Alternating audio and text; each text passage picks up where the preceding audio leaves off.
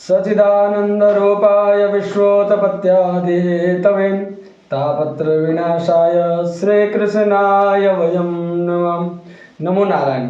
मैं पंडित दीनदयाल पाठक अपने पेज निर्णय दर्पण पर, जैसा कि पिछले वीडियो में हमने बात करा था कि इस वीडियो में हम लोग जीवित पुत्रिका व्रत के विषय में होने वाले संशय पर प्रकाश डालेंगे। जीवित पुत्रिका व्रत मुख्य रूप से यदि बात की जाए तो यह व्रत चंद्र व्यापनी है, प्रदोष काल व्यापनी व्रत है। तो इस वर्ष दिनांक 6 अक्टूबर 2023 को शुक्रवार के दिन प्रातः काल में सप्तमी उपरांत अष्टमी का प्रारंभ हो रहा है। तो सप्तमी उपरांत अष्टमी है, इसलिए लोगों के मन में संशय है कि यह पूर्ण रूप से अष्टमी में उदय नहीं हो रहा है, जिस काल से लोग अगले दिन की प्रथा बना रहे हैं। मुख्य रूप से किसी भी नक्षत्र या तिथि की बात की जाए, जब तक वो 3 घड़ी न बीत जाए, 1/3 न बीत जाए, तब तक पूर्ण रूप से उसका अवधारणा नहीं लिया जा सकता है। जब तक 3 घड़ी वह न रहे सूर्योदय के पश्चात, तत्पश्चात वह तिथि मान्य नहीं कहलाती है। दूसरी बात यदि हम देखें तो यह चंद्र व्यापनी है और प्रदोषकालीन व्रत है। जितमुत वाहन का पूजन जो है वो प्रदोष काल के समय फलदायी है। मुख्य रूप से यह पूजन प्रदोष काल में करना चाहिए, जो कि 6 तारीख को अष्टमी सुबह प्रातः काल में 8 बजकर प्रारंभ हो रही है और अगले दिन तक रहेगी। उदाहरण के लिए बात करें तो जिस प्रकार अभी सोशल मीडिया प्लेटफॉर्म पे जो सभी वक्तव्यों का प्रकरण चल रहा है, उस प्रकरण में मैं कहना चाहूँगा कि धर्म सिंधु जो सभी लोगों के पास, मुख्यतः पंडितों के पास निश्चित रूप से होगा। धर्म सिंधु में यह 166 पेज क्रम संख्या 166 में स्पष्ट रूप से लिखा है कि भविष्य पुराण में अश्विन कृष्ण अष्टमी जीवित पुत्रिका के बारे में इखे मांसी स्थिते पक्षे चाष्टमी या तिथो भवेत पुत्र सौभाग्यदा स्त्रीणाम ख्यातः स जीवित पुत्रिका शाली वाहनस्य पुत्रो जिमुत वाहन तस्याम पूजन सह नारीभिः पुत्र सौभाग्य देव। यह अष्टमी प्रदोष व्यापनी ग्राह है। इस बात को हमें ध्यान में रखना होगा कि यह जो व्रत है, जैसे कि मैंने पहले भी बताया था, यह अष्टमी जो है, ये जीवित पुत्रिका का जो व्रत है, ये प्रदोषकालीन व्रत है। तो प्रदोषकालीन में स्पष्ट धर्म सिंधु में इसे आगे लिखता है कि यह प्रदोषकालीन प्रदोष व्यापनी ग्राह है। भविष्य पुराण में प्रदोष समय स्त्री भी पूज्यो जिमुत वाहन स्पष्ट रूप से लिखा गया है कि जितमुत वाहन का पूजा प्रदोष काल में करना है।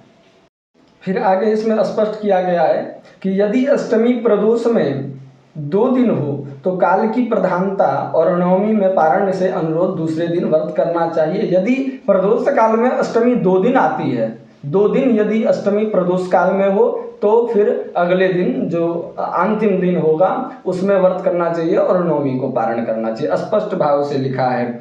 पूर्व दिन व्रत करने पर अष्टमी में पारण करने पड़ेगी, जो दूषित है। यदि दोनों दिन प्रदोष समय में अष्टमी पाई जाए तो आगे स्पष्ट रूप से लिखते हैं, अष्टमी के समाप्त होने पर रात्रि में पारण करनी होगी और रात्रि में पारण निषेध भी है, इसलिए 2 उपवास करना पड़ जाएगा। यदि अष्टमी पूर्व दिन प्रदोष में रहे, दूसरे दिन न रहे, तो विष्णु धर्मोत्तर के वचनानुसार पूर्व दिन ही व्रत करना चाहिए।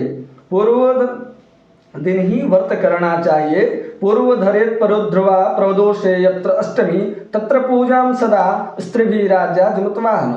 स्पष्ट भाव में देखेंगे, अष्टमी के समाप्त होने पर पारण नवमी में करें। भविष्य पुराण में अष्टमी में पारण का निषेध बताया गया है। दोनों विष्णुत्तर में नवमी में ही पारण विधित किया गया है और जो 7 तारीख को व्रत करेंगे वह नवमी में व्रत करेंगे, लेकिन वह पूरा व्रत जो है उनका नवमी में रहेगा। भले पारण नवमी में करें तो उससे कोई फर्क नहीं पड़ता, लेकिन उनका व्रत जो है वह नवमी काल में कहलाएगा। तो मुख्य रूप से धर्म सिंधु की यदि बात करें तो धर्म सिंधु ने भी स्पष्ट कर दिया कि यह जो व्रत है यह मुख्य रूप से 6 तारीख को होगी। तो हम स्पष्ट भाव से कह सकते हैं कि यह जो व्रत है यह मुख्य रूप से 6 दिनांक को ही करना सर्वोचित रहेगा। अब आगे यदि हम बात करते हैं कि पारण उदया तिथि को लेकर, और एक और संशय आता है कि कथा में सप्तमी रहित अष्टमी व्रत करने का प्रावधान है। तो इस बात को ध्यान में रखिए कि किसी भी कथा को लिखना, किसी भी कथा का प्रारंभ करना या कोई भी कर सकता है, वह बाद की विषय है, परंतु जब नक्षत्र योग करण इत्यादि पंचांग की बात होती है तो वह कथा से कहीं सर्वोपरि है। जब तक उसके निर्णय स्पष्ट न हो जाए और जो वैदिक पंचांग का स्पष्ट निर्णय आता है उसके पश्चात ही हम करते हैं। रही बात कथा की, तो कथा समय अनुकूल लिखा जाता है। उस समय इस प्रकार की स्थिति, इस प्रकार की विडंबना न आई हो सामने, यह भी कारण हो सकता है, परंतु स्पष्ट भाव से यह ध्यान में रखें कि दिनांक 6 को जीवित पुत्रिका का व्रत करना है, तत्पश्चात 7 को नवमी के प्रवेश में पारण करना है। यह व्रत मुख्य रूप से 6 को ही किया जाएगा।